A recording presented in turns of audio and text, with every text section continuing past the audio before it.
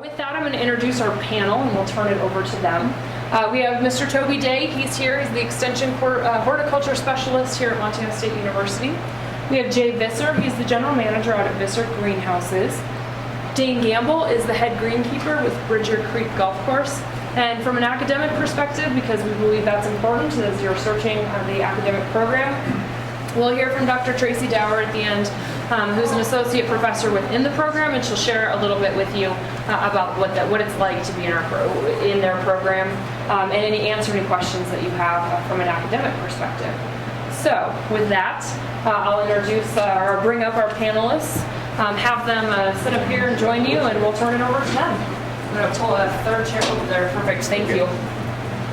Chair kind of deal. Excellent. There we go. All of us? Yep. Yeah.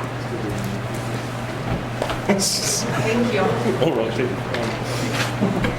So I'm going to go ahead and I'll start with Dane there. And I'm going to have Dane, if you can start. Whoever picks this seat is in the hot seat. I guess we don't. So I'll have you just start and introduce yourself, and then we'll just move down the line.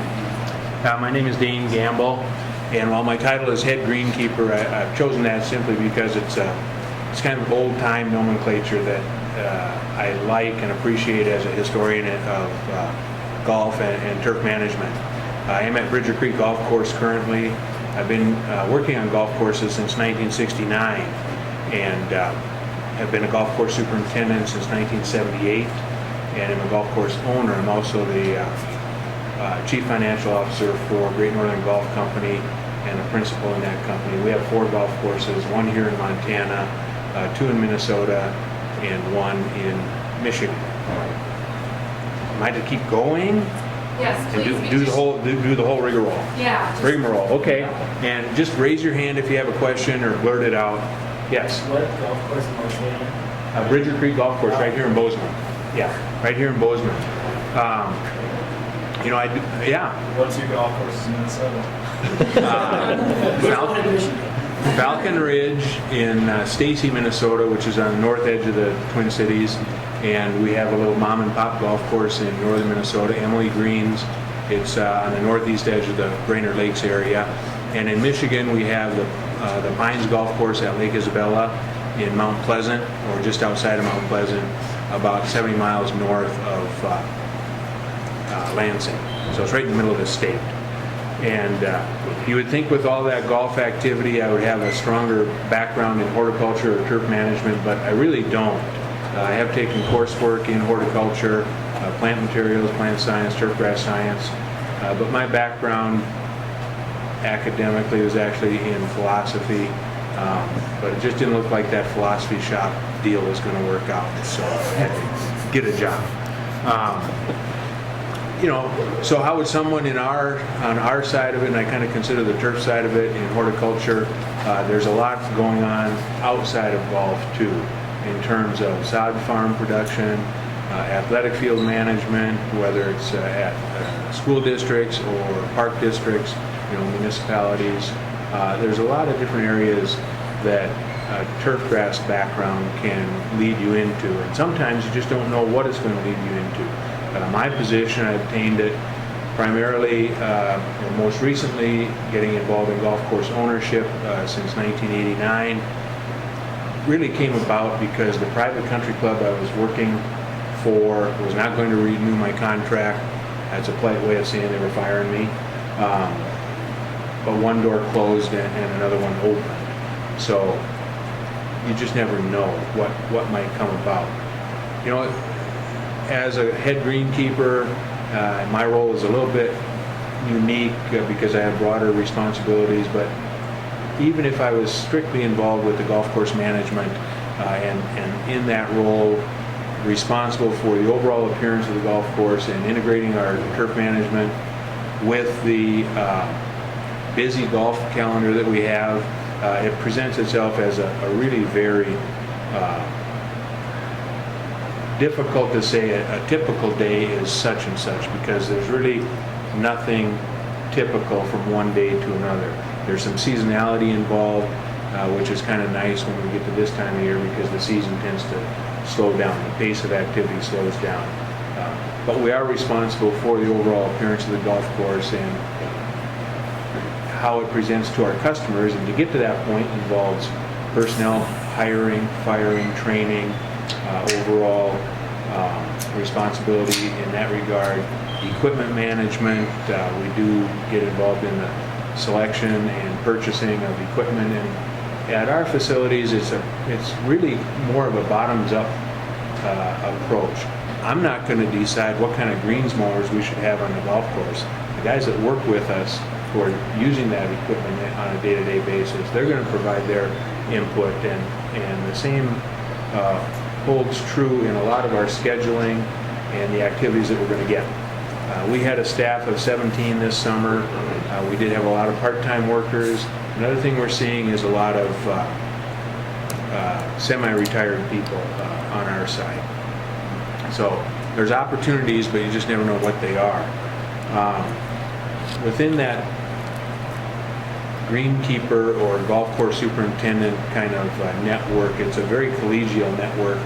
A lot of education opportunities.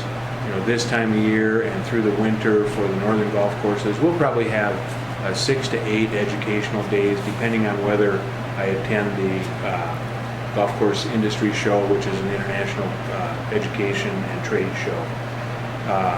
We look for people not necessarily with a horticultural background. We have hired people with business background. Really, we want people that can think broadly and have an interest in golf and have an interest in doing a good job. Certainly if we can find people with a horticultural background, that's to our advantage, and we look to do that. One of the things that I've learned over time is to not be afraid to take risks. I remember a long time ago a man that I knew in the business, and I think he was speaking to what you're willing to do. Don't be afraid to take a risk. He said, I would rather be commander of a small garrison in Gaul than be second in command in Rome, relating it to ancient history. So don't be afraid to step out there.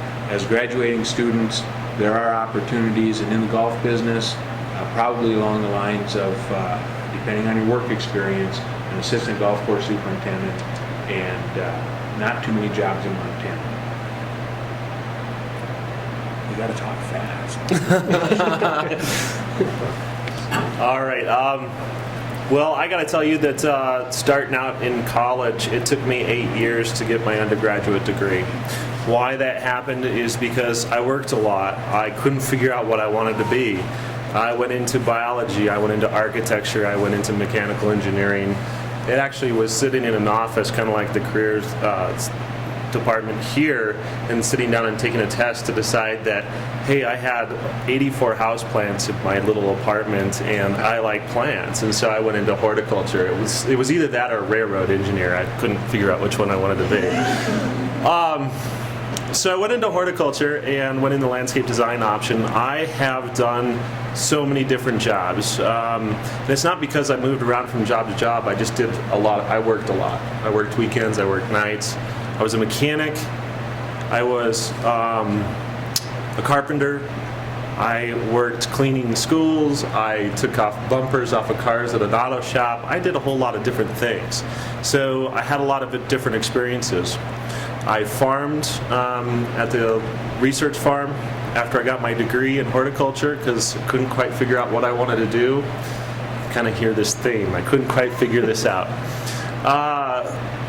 I went back and got my master's degree with Dr. Tracy Dewar. It was in turf grass. Thought that was interesting. And it wasn't until I got out, and I always kind of knew after taking a class that I wanted to go into extension. And how many of you know what extension is? Okay, got a couple.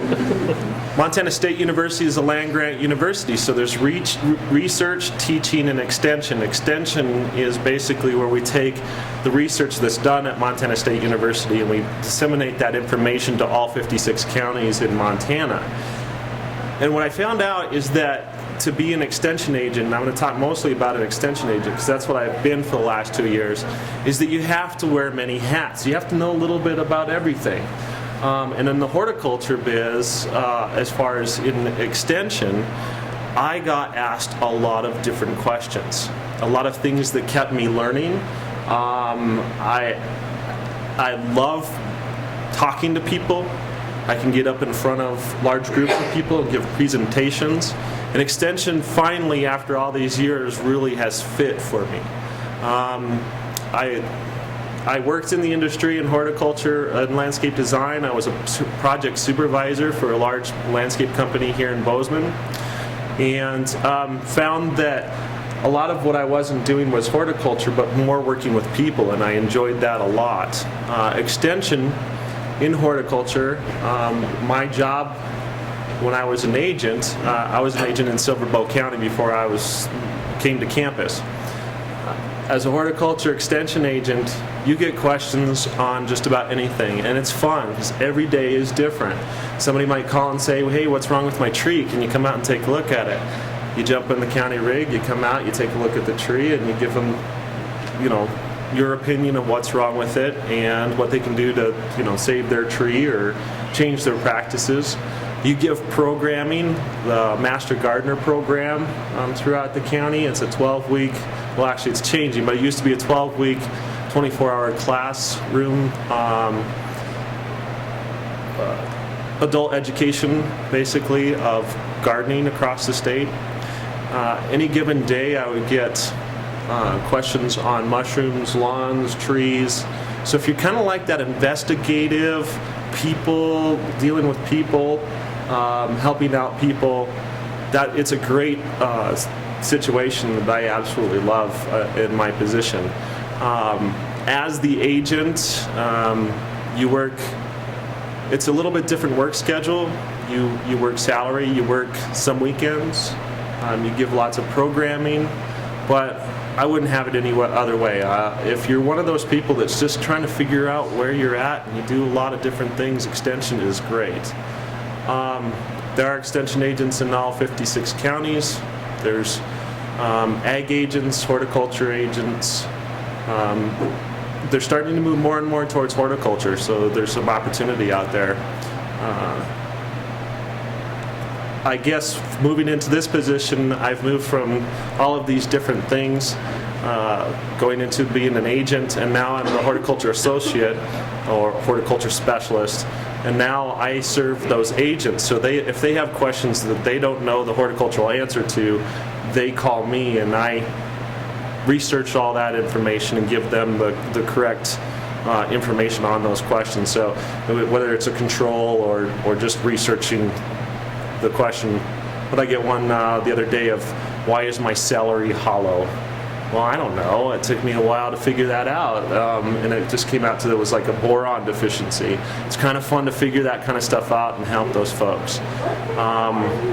As the specialist, it's kind of a fun job because I oversee the Master Gardener program and I get to do my own programming. So there's this evolution basically from when I started of not really knowing what I wanted to do when I was in college to now I'm kind of set and I know exactly what I wanted to do. So if you're in that kind of situation, try out different things, but extension is actually a whole lot of fun. So. Hello, I'm Jay Visser. I'm from Visser Greenhouses. And when Aaron called, she said, what's your official title? For lack of anything else, I said general manager. I'm actually involved in a family business, grew up in the business. I guess you would call me second generation. My folks started in farming, and my dad didn't know for sure what he wanted to do, kind of, and he built a hobby greenhouse at his house and had people stopping for flowers, and so that was how we started. And I was 2 years old at that time, and so I have literally grown up in the business. My folks went on to have a retail florist cut flower shop here in Bozeman that they operated for 8 years. My father had a sod farm, and so he's been involved in a lot of different things, landscaping, and through the years I've been in all of that. In 1984 we sold, or I guess it was about 82, we sold out the operation here in Bozeman, moved our operation back out to the country where we lived, and started a new facility there. where we currently are. So in '84, we put up the initial structures of greenhouse, 7 greenhouses, 144 feet long and 22 feet wide. We looked at that greenhouse and had been involved in the greenhouse operation, over the years, and that was more greenhouse in one spot than we had ever had prior to that. We said, man, if we ever get that full, that'll be something. And since 1984, we have added structures yearly, either greenhouse structures or what I call support facilities, every year with the exception of 2. And we now are over 4 acres of undercovered greenhouse. And we supply mainly bedding plant production for spring sales. We cover the entire state of Montana, Glendive, the farthest on the east, and Kalispell as far northwest as we go, and pretty much everything in between. We run our own trucks, deliver all our own product. We pride ourselves a little bit in not being involved in the box stores, so to speak. So we target more what you would call mom and pop operations, independent garden centers, and the like. A couple exceptions to that rule is the Murdoch's chain. We service 3 of their stores, the Bozeman store, the Kalispell store, and the Miles City store. And then we also, in the last 6 or 8 years, we have sold a fair large amount of product through the Costco chain, which requires us to service all 5 Costco stores in the state here. So those are the 2 exceptions to the kind of independent thing. As Aaron opened with that circle of starting out at college, trying to figure out what you're going to do, I thought, man, I maybe should have gone to college, figure out what I wanted to do. I grew up in the greenhouse business, like I said, and that's all I know. And I tell people now I'm kind of stuck because I don't know what I'd do if I didn't do that. So, and I guess there are times when I question myself now. It's like, man, that would have been fun to maybe do that. But I think that's something that you guys have the opportunity to go into college to kind of search out those things. So, so I kind of came to my position through default. We're just in the transition now of going from my folks to myself as being the owners, and so we will be taking, my wife is with me tonight, and we'll be taking the operation over in the next couple of years probably. So we are unique in the fact that we're a operation that 90% of our business is done in a 4 to 5 month period. And so we have a year's worth of work compacted into about 5 months. And so it's a very compressed season. It's unique. It has a lot of opportunities. Generally, when we're looking for help, we're mainly looking for what we call general laborers. And because of our operation here in Montana, we really very seldom are looking for a degreed person. We're just generally looking for help to just do general labor. There are a lot of opportunities in the industry nationwide in the horticultural field, definitely an expanding field, but also a challenging field with a lot of things that are changing at this time with the whole box store structure and so on, with a lot of things that are going on there. It is very challenging. So we have a real good group of local people who we hire, but most of them are part-time. We probably hire 80 people during the year, but there's only about 4 or 5 that are full-time people, and most of the people that we have are not even full-time during our season. A lot of them are moms that work 2 or 3 days a week and those kind of things. So I'm kind of like these other guys, especially Dane, in that we have our seasons where it's daylight to dark. We put 18-hour, 20-hour days in, but then we get to this time of year when things have backed off. We actually have all of our orders in place for next year, and we're in cleanup mode, repair mode right now, and preparing for next season, which will start in January. So This is the time of year when we try to get 12 hours of sleep to make up for the days when we only get 4 hours next spring, but somehow it just doesn't translate. So that's kind of where we're at. We certainly enjoy working with MSU however we can, and there's generally a couple classes a year come out to visit our operation, and we're always open to having people, interns or anybody that would be interested in seeing our operation or coming through. We're certainly open to doing that, working with anyone interested. So. Thank you all. I'm going to turn it over to your questions now. So what kind of questions do you have of our panelists? And we'll have each of you answer as our approval. What are your questions? Yes. Jay, you were talking about your industry. What have you seen with this economy in your industry? We were just talking about that just a little bit before we officially started here. Actually, this past year we had a terrific season. Spring was great. And we really, going into it, we had anticipated that. Maybe we were over-optimistic, but by the time the whole economy thing came around in September and so on last fall, a lot of what we had anticipated for spring was already in place. We had placed a lot of orders, we had made commitments. And so at that point we were like, well, we're just going to go for it, hope for the best. And we had a terrific season. Now, a year ago, or 2 years ago, we had a terrible season, and that was actually when the economy was good. And the main reason was we had a terrible spring. 7 out of the 8 weekends in April and May, we had snow 2 years ago. This past year, from Mother's Day to Memorial Day, was the nicest weather we had all summer. You may not remember it, but I do. We had several days in the 90 degrees in May. And that's our peak selling season. Mother's Day kind of kicks off our season, and Memorial Day kind of finishes it up. We have some shoulders, a little bit before and a little bit after, but the bulk of it is in that window. And because of the season was great, our sales were great. Traditionally, though, the bedding plant industry has done really well even through a downturn, because as we talked before, people tend to turn to staying more at home, doing things with their hands. They don't have to spend big dollars. And we certainly saw that this year. It was great.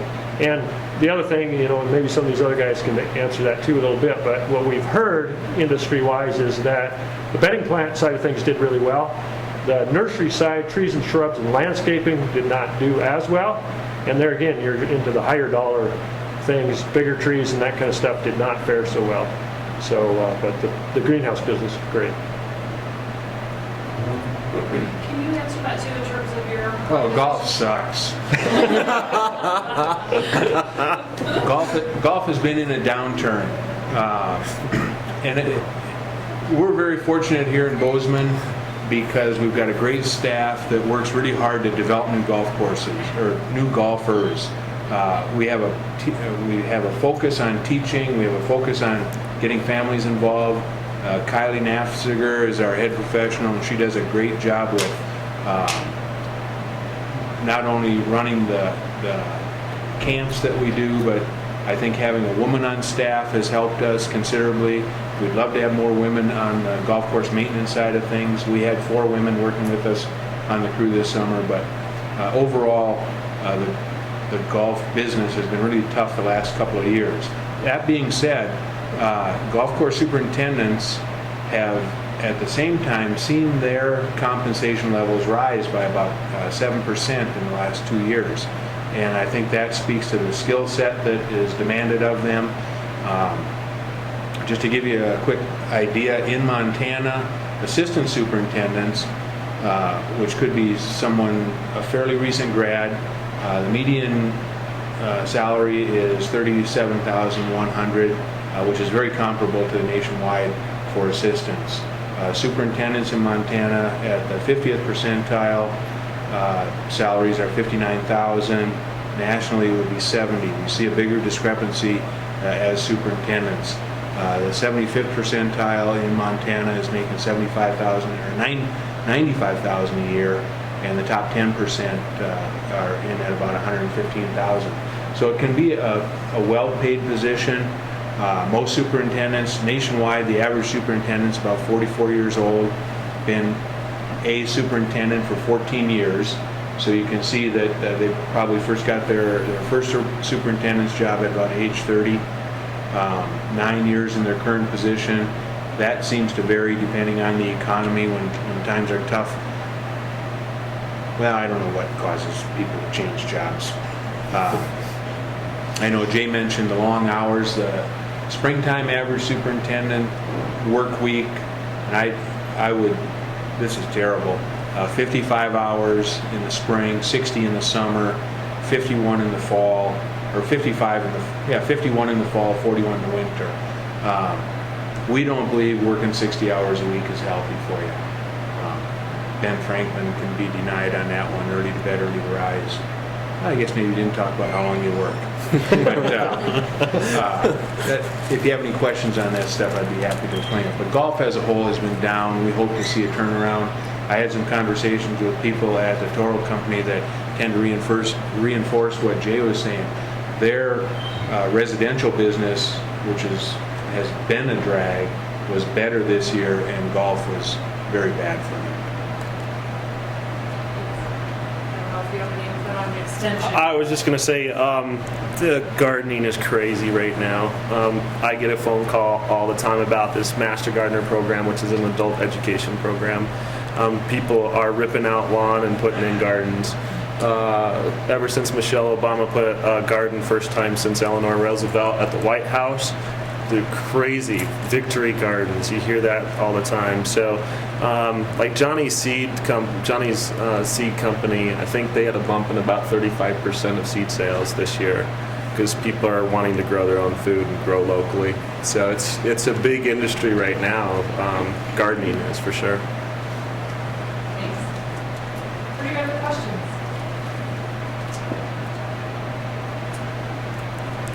Can you tell us a little bit about, Jim, you mentioned in terms of, actually a couple of you mentioned opportunities within the industry as a whole and some of those things, but can you share with us additional titles that you see or the individuals that you work with, and also maybe perhaps some professional organizations that you're involved in as well?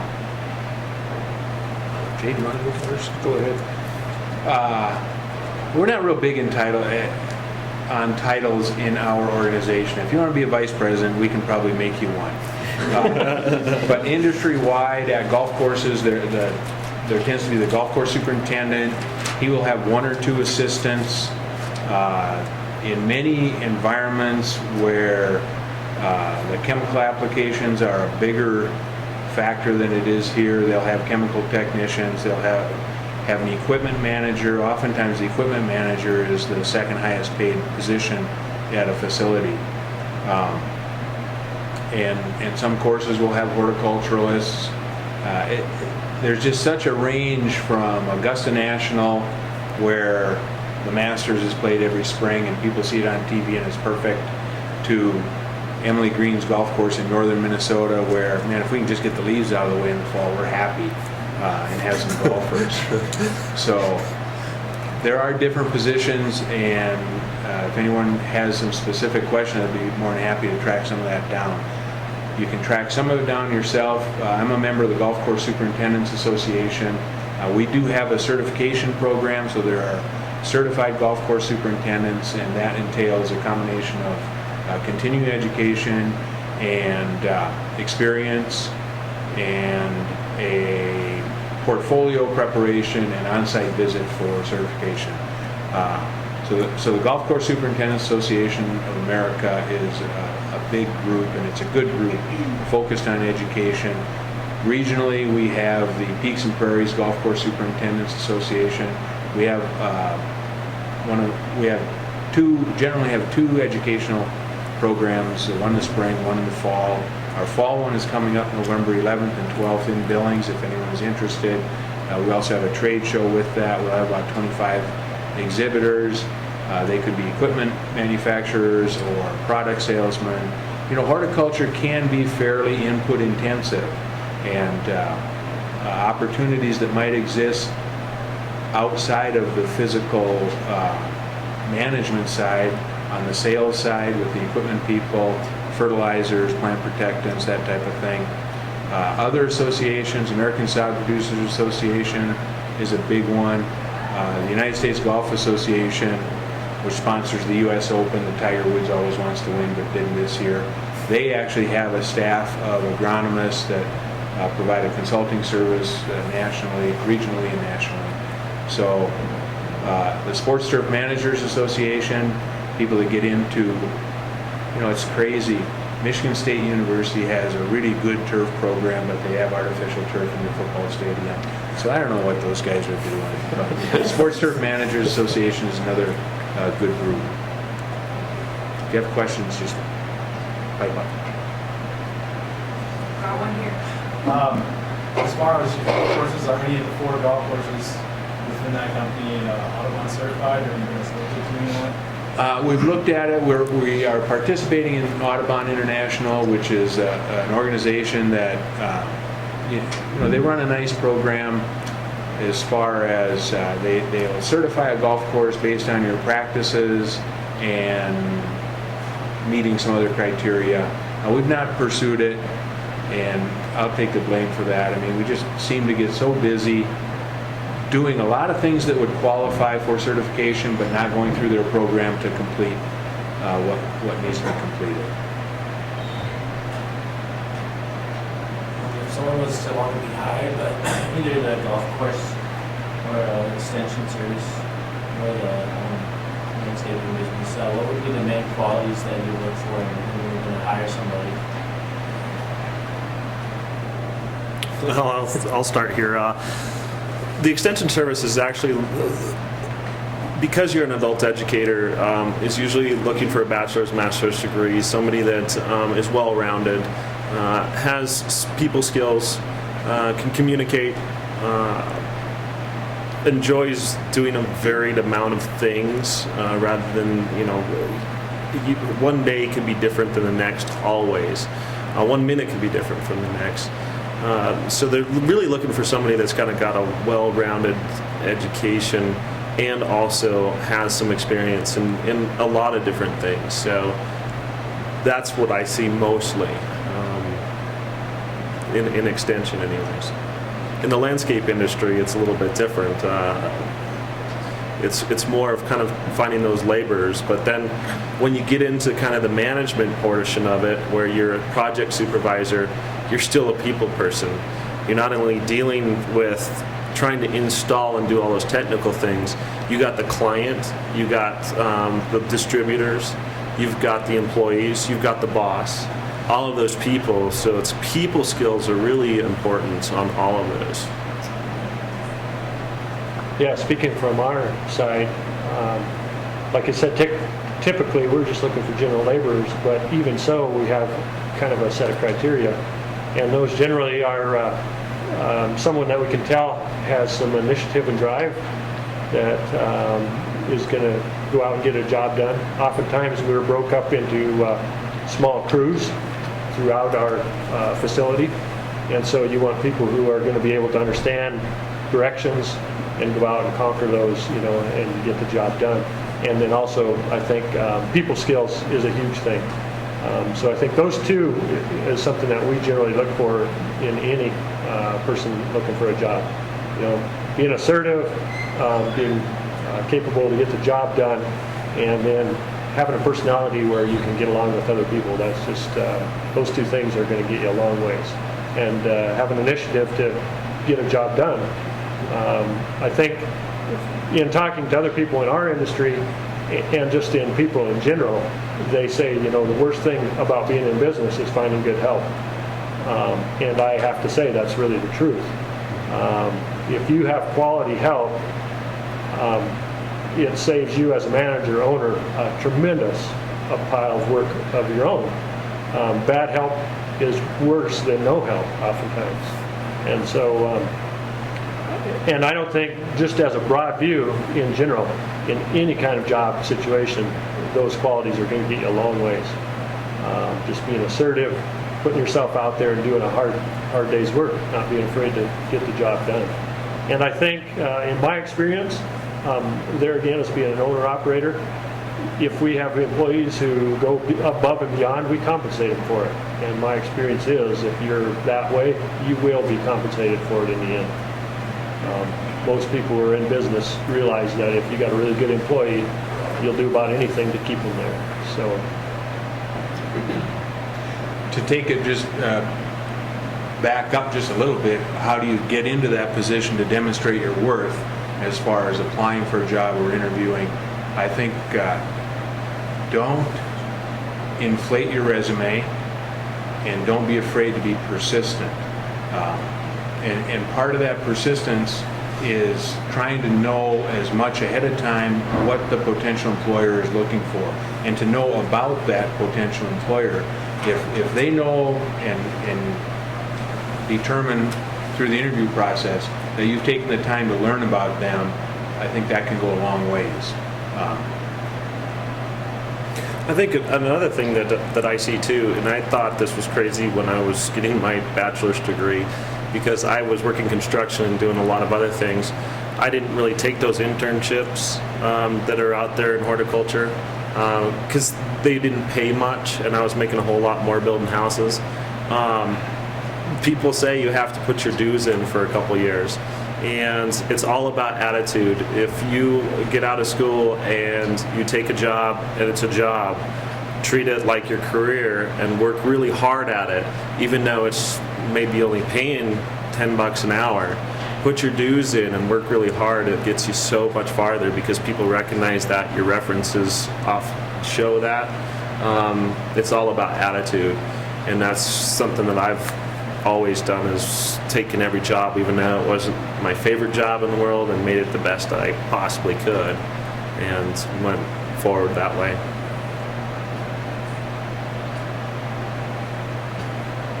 Other questions do you have? So I'm going to follow up on that line with internships, and if there are any opportunities within your industry or what you've seen in terms of the opportunities maybe that you passed up while you were a student, and what you would recommend to these students.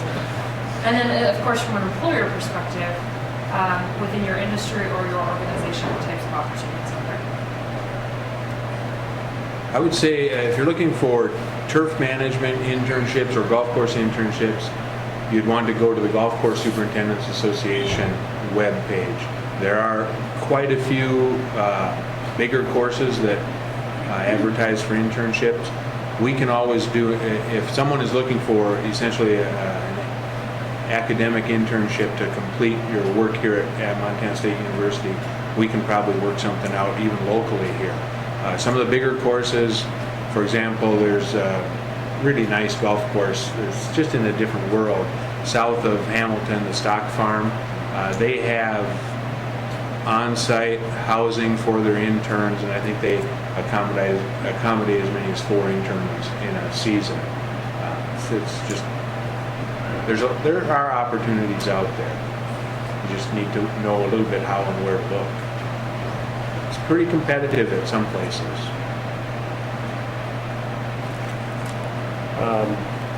Montana Nursery and Landscape Association would be a good place to start if you're interested in the landscape, horticulture into things. If you're looking just here in the valley, like I said, we're always looking for seasonal employees. Our season runs February to June, and so if you're looking, just for some part-time, and like I said, most of the people that work for us don't work full-time. So if you're looking at a greenhouse career, or even thinking about it and wondering what it's all about, we're more than happy to have people come out and work, a few days a week or whatever, however it works into your schedule for that season.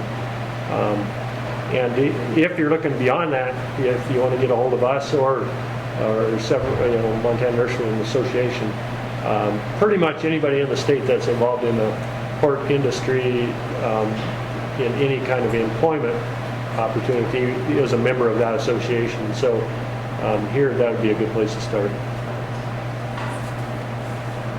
Just a couple things. One, I would, if you're interested in a horticulture internship, Tracy Dewar, are you still doing that, Tracy? Okay. I would get in contact with Tracy. When I say do an internship, like I said, I used to just do whatever was around town and what I was good at. And I kick myself all the time that I didn't go after something that I was passionate about, even if it was in Pennsylvania or wherever. Take those internships, look at something and say, man, I want to work at Epcot Center. Go do it. You would imagine how many doors that opens up to you. I was always kind of a homebody and didn't really want to venture out. So I would say do that, and then also follow what sounds fun to you. Don't take an internship just because it's an internship. Follow the things that sound cool and sound fun. I had an internship after I graduated with the Nature Conservancy working in the Big Hole. That was the most fun I've had. I didn't get paid much. I lived in a cabin. I met ranchers. I worked with people. It was a great time, and that's actually probably when I figured out that I am a people person, and it was just a fun experience. So that's all the time we have for our panelists. So I want to thank you very much. Appreciate your time this evening and all your expertise. So thanks for joining us this evening. So I'm going to turn it over to Dr. Tracy Dewar. I'll invite you up, and we'll just hear a little bit about the academic program.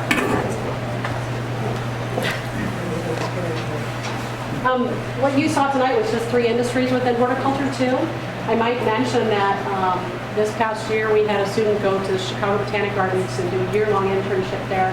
She is now the assistant horticulturist at the Chicago Botanic Gardens. And actually we've had several students, did one at Denver and one at the Alpine Gardens as well. We have a student who her title is greenhouse manager at Ball Seed Company, but really she's in charge of breeding and producing new plants for the horticulture industry. And her husband came on the landscape design program. He is part of their Ball Publishing, so he writes about horticulture. And so there's that whole other industry is writing about horticulture as well. Our academic program, we service as many of the horticulture industries as we can. We don't have a specific program focused on greenhouse or turf grass or on botanic gardens. So we have a very broad program in plant sciences that covers those industries. And then as you get into your junior and senior year, we have a horticulture capstone course where you focus in on a specific problem in a specific area. So if you're interested in greenhouse, that's when you focus in on those greenhouse management, or if you're in the turf grass industry, focusing on turf grass problems. We also require internships now. When Toby was in the program, we didn't, but we do require internships now because we heard a lot of that from our students that they were sorry that they didn't do an internship. And so it gets you out there and exposes you. And I'm the Internship Coordinator for the program, and we have lists of all different opportunities here in Montana, here locally, but also out of state. As I mentioned, we have people go to Denali State Park in Alaska and Hawaii, Chicago, and we've had somebody go to Merrimack, New York to work one of the big tournaments for golf. And so we've got connections to a lot of different internships. The program requires basic biology, basic chemistry, some basic math, and right away in your first year you are in plant classes. We have a freshman class in miracle growing, where you get your hands on a little bit of plant materials and learn about the different industries in horticulture. Any questions? I'll mention that if you're not as ambitious as these guys, you can do my job too, which is the professor. Because I don't think I work nearly as many hours. I was just going to say, if you're not in school, can you participate in the intern program? Yeah, you can actually. In a lot of cases, you can do an internship without being in school. And I'll mention too, actually, my bachelor's degree is not in horticulture either. I got a degree in mathematics, and that's what you find with people who are in horticulture is they found their passion for plants and working with them. And that's why I see a lot of people in this industry who don't have that background, but found their passion in horticulture. Can you tell us a little bit about what you do on a daily basis in terms of, being involved in education? I mostly teach classes. I'm teaching about 4 classes a year. Turf grass management is one of the classes I teach. I'm teaching a class called Tough Plants in Tough Places right now, where we're exploring plant adaptations to different environments, and that's all different kinds of environments. We've got some students here who can attest to that. I teach a plant propagation class where we learn everything from seed propagation to cuttings, and how to produce those plants. And I also meant to choose. Oh, miracle growing. Miracle growing is the other course that I teach as well. So that takes up supposed to take up 70% of my time. The other 30% is supposed to be on research, and I do research in several different areas, mostly focused on looking at native plants, commercial production of native plants. So commercial production for the greenhouse, for turf grass. I'm looking at some grasses for turf grass applications, all of those being native to Montana. And I also do a little bit of research and education as well. Right now I'm working on teaching the teachers life sciences. Our elementary schools are now requiring that science be taught in elementary schools, and so I am teaching teachers about life sciences. Thank you. Mhm. And if you are interested in our program, I'll give you my card and you can come talk to me about the program if you want to learn more.